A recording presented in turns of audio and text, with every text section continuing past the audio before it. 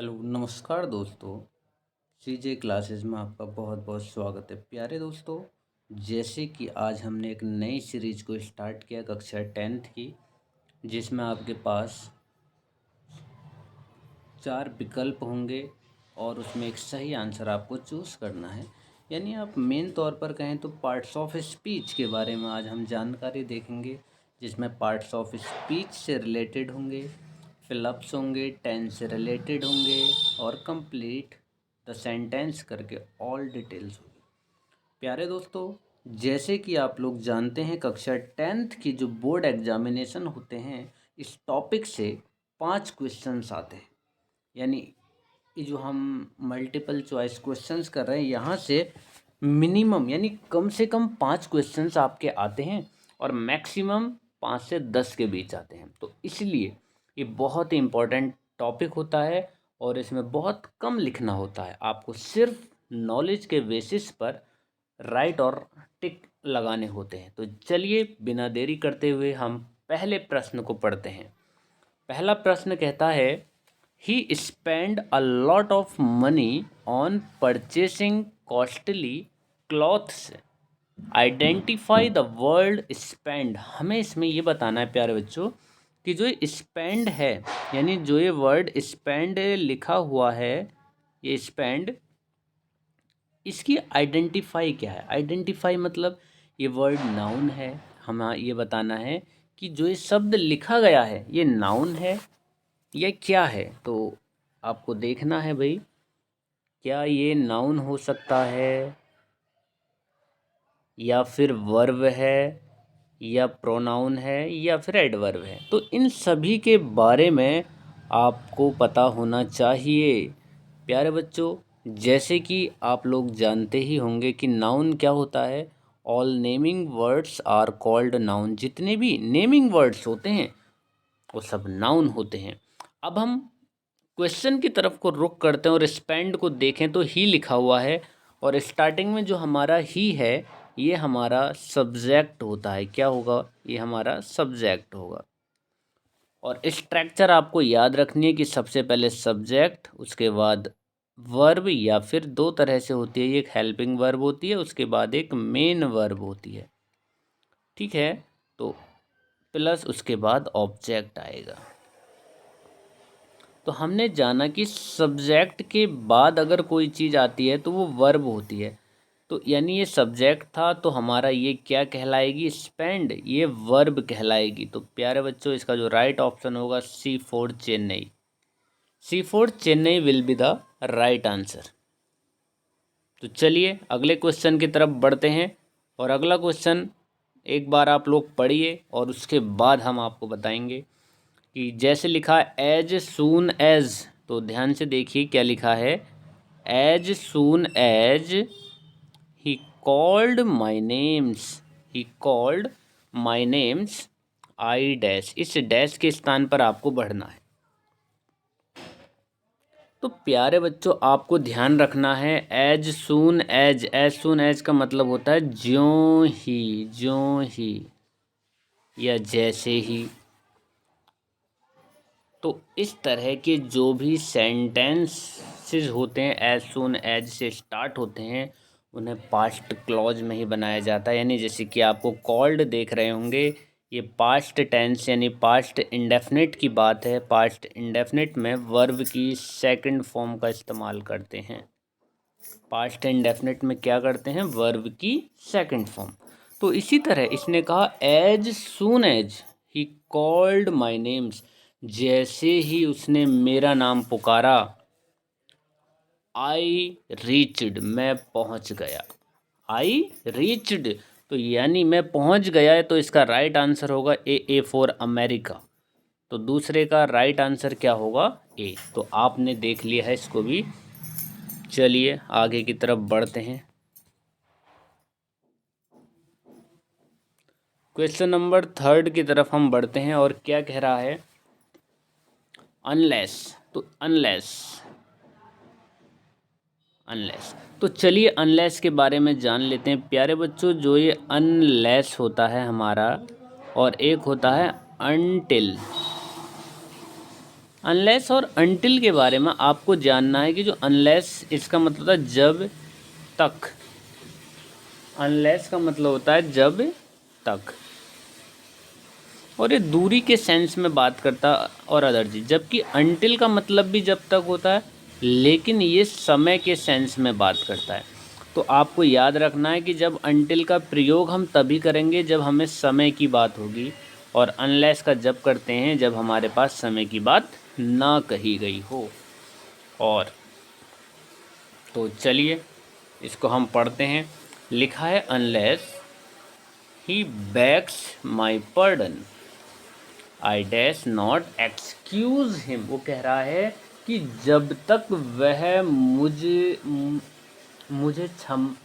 मतलब, अनलेस मतलब जब तक ही वैक्स माई पर्डन, जब तक वह मुझसे क्षमा नहीं मांगेगा, I dash not excuse him, तो मैं उसे माफ़ नहीं करूँगा।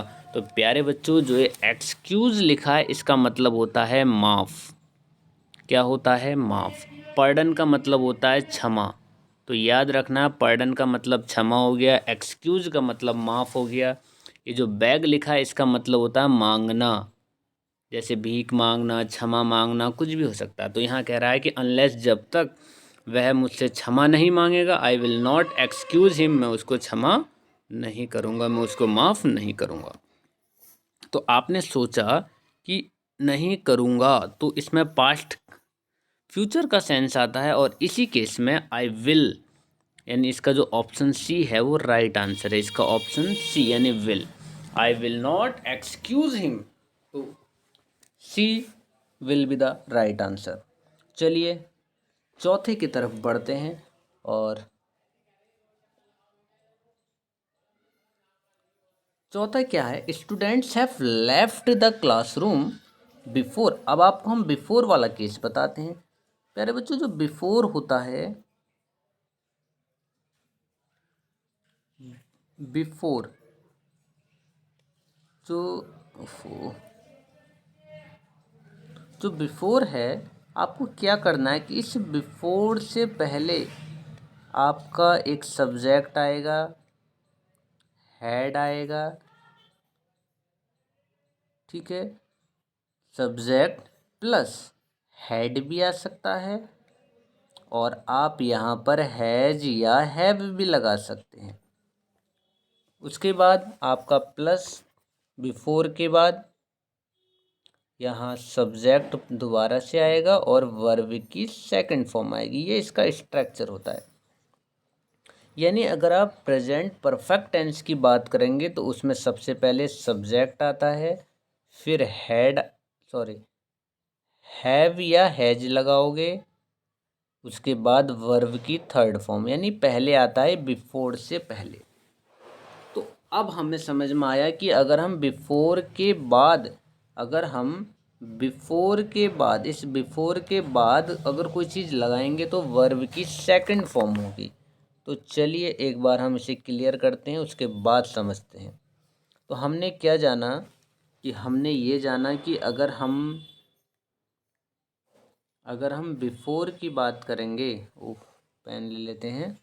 अगर हम बिफोर की बात करते हैं, BEFOR, बिफोर, इसके बाद वर्ब की सेकंड फॉर्म आती है, इससे पहले वर्ब की थर्ड फॉर्म आएगी। तो इतनी बात आपने सीखा।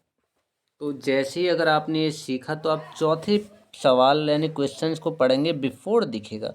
उसके बाद आपने देखा भाई फिलअप्स फिल करना है, ठीक। उससे पहले देखा कि हैव भी आया और वर्ब की थर्ड फॉर्म भी आई है। तो इसका मतलब बिफोर के बाद अगर आपको मीनिंग नहीं भी आता है ना, तो आपको कॉन्सेप्ट क्लियर होना चाहिए, और आप कहोगे कि बिफोर के बाद वर्ब की सेकंड फॉर्म आएगी। तो बिफोर के बाद वर्ब की सेकंड फॉर्म आती है। तो बताइए राइट आंसर कौन सा होना चाहिए? क्या पहला होगा? नहीं, ये फ्यूचर हो गया। दूसरा, सेकंड फॉर्म एंटर्ड हो सकती थी, लेकिन यहाँ हैज लगा तो इसका मतलब ये थर्ड फॉर्म है और हैज आया है, इसलिए ये बी ऑप्शन गलत। डी ऑप्शन एंटर्स लिखा प्रेजेंट इंडेफिनिट फर्स्ट फॉर्म, ये भी गलत। तो एक ही आंसर सही है आपका C for Chennai. Will be the right answer. तो प्यारे बच्चों, आपने जान लिया है इसको भी बेहतर तरीके से। चलिए अब हम 5वें क्वेश्चन की तरफ बढ़ते हैं। 5वां क्या कहता है? 5वां कह रहा है if you want something more you are. अब इफ़ वाला केस आपको पता होना चाहिए। और जो इफ़ होता है, एक कंडीशनल सेंटेंस बनाते हैं एक तरह से, यानी ये पास्ट की तरफ इंडिकेट करते हैं। तो किसकी तरफ? पास्ट की तरफ। तो इफ़ यू वांट समथिंग मोर, यदि तुम और ज़्यादा कुछ चाहते हो, तो यू आर डिससेटिस्फाइड, तो तुम्हें निराशा ही हाथ लगेगी। तो यू आर डिससेटिस्फाइड होना चाहिए। तो इसका जो सी ऑप्शन है वो सही है। याद रखना, इफ़ के केस में आपको जो फिलअप करना होगा तो सेकंड फॉर्म वाला सेलेक्ट करेंगे, डिससेटिस्फाइड। तो ये हमने पांचों को कवर किया है। एक बार हम इनको देखते हैं दोबारा से। तो प्यारे बच्चों, हमने फर्स्ट वाले में कहा था कि जो स्पेंड है वो क्या है। तो स्पेंड जो थी हमारी वो वर्ब थी। क्या थी? वर्ब। सेकंड हमने कहा था कि इसमें हम क्या फिल करेंगे एज सून एज के साथ। तो जैसे हमने कहा था कि जो हमारा सेकंड वाला है उसमें रीच्ड आएगा, यानी सेकंड फॉर्म आएगी ए। तीसरे वाले में विल का इस्तेमाल किया, और चौथे वाले में बिफोर के बाद सेकंड फॉर्म आती है तो एंटर्ड। पांचवें वाले में भी सी डिससेटिस्फाइड। तो यहाँ तक सभी को क्लियर है। चलिए आगे की तरफ बढ़ते हैं।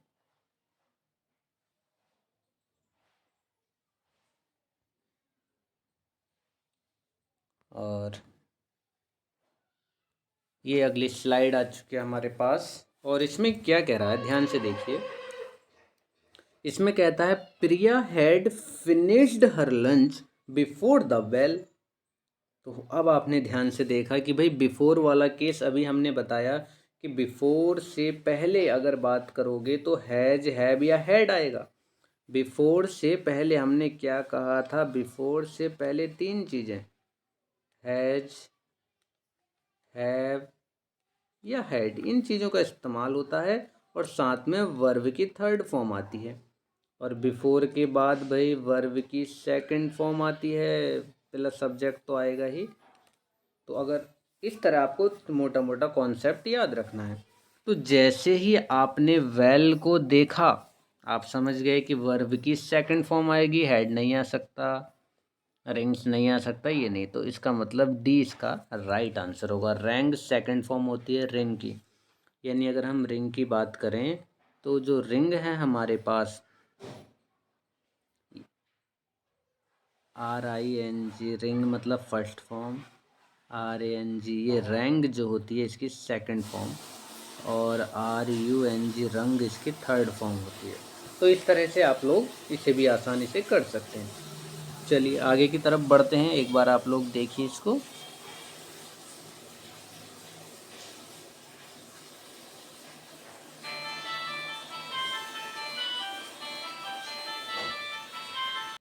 चलिए अगले क्वेश्चन की तरफ देखते हैं। क्या कह रहा है? People who watch and listen to speech are called. यानी जो वह व्यक्ति जो देखता है और सुनता है, क्या कहलाता है? उसको क्या कहा जाता है?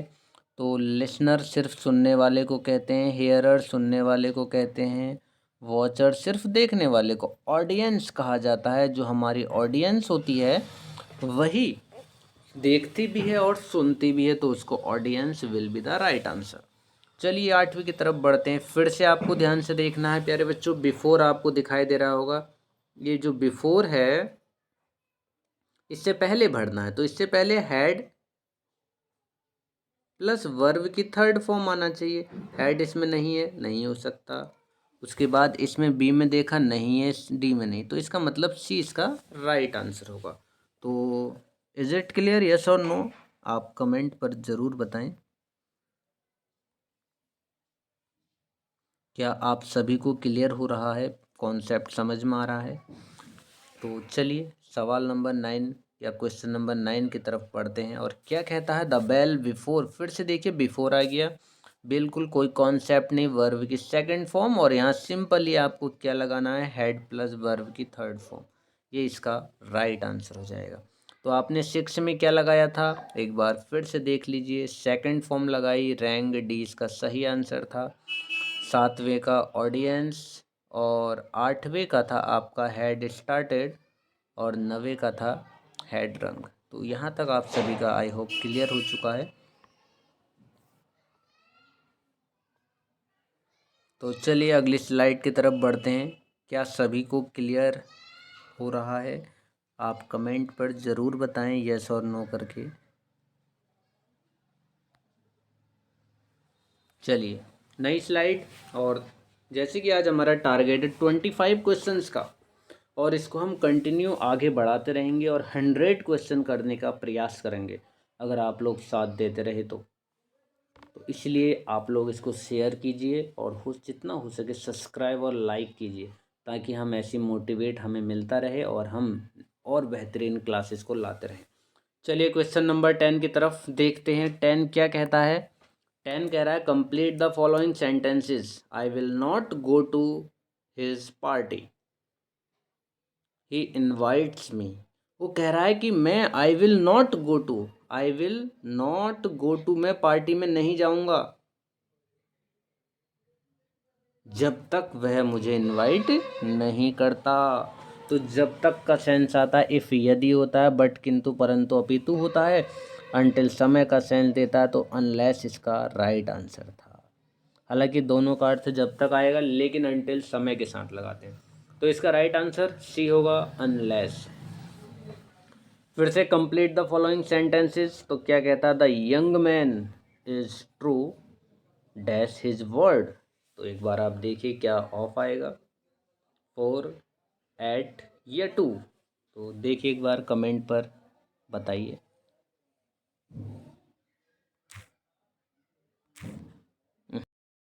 One minute.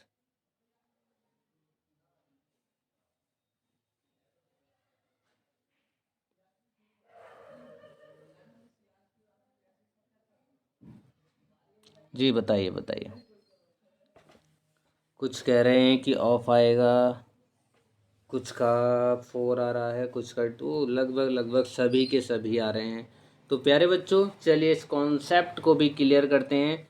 अगर आप ध्यान से देखें, अगर इसके मीनिंग की बात करें, तो द यंग मैन, जो युवा मनुष्य है, जो युवा पुरुष है, इज़ ट्रू, वह सत्य है, सच है, हिज वर्ड्स, अपने शब्दों के प्रति। यानी एक जो युवा व्यक्ति होता है वह अपने शब्दों के प्रति सत्य होता है, सच्चा होता है। तो ट्रू, जहाँ भी शब्द आपको ट्रू मिल जाएगा,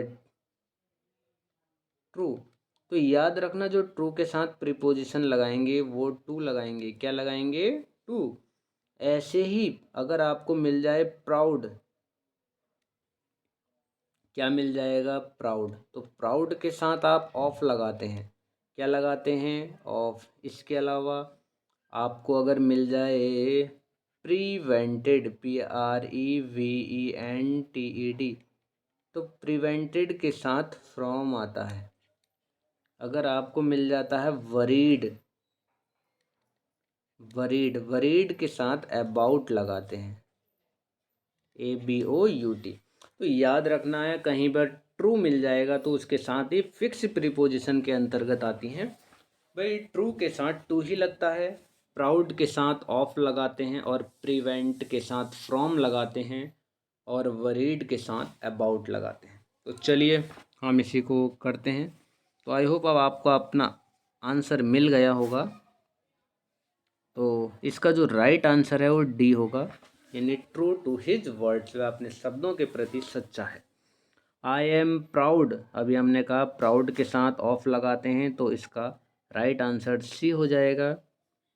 ही प्रिवेंटेड मी, तो प्रिवेंटेड आ गया, इसके बाद हमें फ्रॉम लगाना है। क्या लगाएंगे? फ्रॉम। तो इसका सी राइट आंसर हो जाएगा। Boys were jumping the pond, जो बच्चे थे वो कूद रहे थे। कहाँ जंप कर रहे थे? पॉन्ड, तालाब में। तो इन जब लगाते हैं जब आप स्थिर कंडीशन में हो, यानी ज़मीन से ज़मीन पर ही कूद रहे हों, यानी जब इनटू जब लगाते हैं जब एक माध्यम से आप किसी दूसरे माध्यम में, यानी आप स्थल से कहाँ जा रहे हैं, जल में, दूसरे माध्यम में कूद रहे हैं, प्रवेश कर रहे हैं, तो ऐसी कंडीशन में हमें इनटू का प्रयोग करते हैं। क्या करते हैं, इनटू, इनटू, उफो, तो इनटू याद रखना, हमें क्या करना चाहिए, इनटू। तो इसलिए इस केस में इसका डी आंसर बिल्कुल सही होगा, इनटू। ठीक है, तो आई होप आपको क्लियर समझ में आ रहा होगा। अगर किसी तरह की कोई दिक्कत परेशानी हो रही है तो आप कमेंट में बता सकते हैं। प्यारे बच्चों, ये क्लास आपके लिए है ताकि आप अच्छे से अपने मार्क्स को इंक्रीज कर सकें और अपने आप को बेहतर बना सकें, ताकि बोर्ड एग्जामिनेशन में आपके अच्छी परसेंटेज आ सके। तो चलिए अगले स्लाइड की तरफ बढ़ते हैं। और अगला जो कहता है कि अंकित इज वरीड, अभी हमने कहा था कि भाई वरीड आ गया तो उसके बाद लगाते हैं अबाउट। क्या लगाते हैं, अबाउट लगाते हैं, और इसीलिए इसका राइट आंसर हो जाएगा डी। तो ठीक है, 16 16वें में ध्यान से देखते हैं, और 16वें में क्या कहता है, फिल इन द गैप को भरना है। प्रीपोजिशन, शी जंप्ड, वह कूदी, द वेल, दीवार से, टू सेव्ड हर चाइल्ड, और उसने अपने बच्चे को बचाया। तो इसलिए कूदने का सेंस, जब मूवमेंट होता है उसमें गति होती है, तो वहाँ पर इनटू लगाते हैं। अगला, Mohan is taking rest, Mohan को आराम लेना है। और टॉल ट्रिक, लंबे पेड़ के नीचे आराम कर रहा है, इसका मतलब। तो जब किसी चीज़ के नीचे करते हैं तो ऐसे केस में अंडर लगाते हैं। क्या लगाएंगे, अंडर। ठीक है, विद इन समीप होता है, इनका मतलब उसके ऊपर होता है, और अबाउट के बारे में होता है, तो इसलिए यहाँ पर सुटेबल जो प्रीपोजिशन है वो अंडर रहेगी। वी आर प्राउड ऑफ, तो प्राउड के साथ हमेशा ऑफ आता है, तो याद रखना इसका बी राइट आंसर होगा।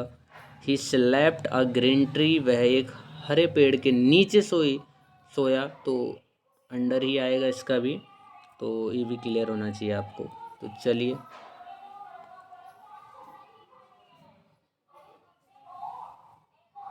अगली स्लाइड की तरफ बढ़ते हैं, और ये आज की लास्ट स्लाइड 25 को कवर करेंगे। तो इसमें देखते हैं क्या कहता है, the past tense from the shake, shake का पास्ट टेंस बताना है भाई। तो जो प्यारे बच्चों शेक होता है ना, SHAK, ये फर्स्ट फॉर्म है, शेक हिलाना कोई चीज़। तो सूक, SHOO सूक होता है सेकंड फॉर्म। SHAKEN शेकन, ये थर्ड फॉर्म होती है, किसी चीज़ को हिलाने से होता है। तो इसलिए 20वें में क्या पूछ रहा है, इसकी पास्ट फॉर्म सेकंड फॉर्म पूछ रहा है, तो इसकी सी हो जाएगा, सी ऑप्शन इसका सही होगा। तो दिख रहा होगा आपको सी सूक। तो चलिए क्वेश्चन नंबर 22 की तरफ बढ़ते हैं, और क्या कह रहा है, सॉरी 21, द पास्ट पार्टिसिपल में वर्ब की थर्ड फॉर्म लेते हैं। ठीक है, तो वर्ब की थर्ड फॉर्म होती है सेकन। क्या होती है, सेकन, इसलिए इसका राइट आंसर हो जाएगा सेकन। तो आपने जाना 20 में क्या था भाई, सूक, 21 में था सेकंड, 22 आई हैव टू, अगर कहीं टू लग जाता है तो टू के बाद वर्ब की फर्स्ट फॉर्म आती है। क्या होता है प्यारे बच्चों, टू प्लस वर्ब की फर्स्ट फॉर्म का इस्तेमाल किया जाता है, इसे इन्फिनेटिव कहते हैं। तो इसलिए 22वें का राइट आंसर होगा ए, सीक, ये फर्स्ट फॉर्म है। She was dash at that time, तो अब आपको बताना है इसमें से कौन सी प्रीपोजिशन है जो सही बैठेगी। डांस, डांस, डांसेस, और डांसिंग। तो चलिए एक बार पढ़िए और बताइए। तो आप जानते हैं जितनी भी हमारी हेल्पिंग वर्ब होती हैं तो उसके बाद आईएनजी फॉर्म का इस्तेमाल किया जाता है, या फिर अगर वो पैसिव में है तो वर्ब की थर्ड फॉर्म लगाते हैं। तो यहाँ पैसिव का कोई सेंस नहीं है, इसलिए वॉज के बाद आईएनजी फॉर्म वाली वर्ब आएगी। तो ढूंढिए आईएनजी किस में है, डांसिंग, तो डी इसका राइट आंसर हो जाएगा। तो चलिए 24 वाले को देखते हैं, और इसमें आप एक टाइमिंग वर्ड याद नोट करेंगे जो 4 लिखा है। अगर आपको 4 मिल जाता है तो प्यारे बच्चों इसका मतलब एक टाइम भी मिला है, तो ये परफेक्ट टेंस को इंडिकेट करता है। और इसकी हेल्पिंग वर्ब हैज हैव क्या होती है? Has have plus been plus verb की फर्स्ट फॉर्म में आईएनजी। ये इसकी पूरा प्रोसेस होता है। या हैज हैव फिर बीन लगाओगे, वर्ब की फर्स्ट फॉर्म आईएनजी लगाओगे, ये पूरा प्रोसेस होता है। तो ये जिसे कहते हैं प्रेजेंट परफेक्ट कॉन्टिन्यूअस टेंस। तो इसलिए 24 का जो राइट आंसर है, दे के साथ हैज नहीं लगा सकते, दे प्यूरल है तो हैव आएगा, हैव बीन लिविंग, तो डी इसका राइट आंसर।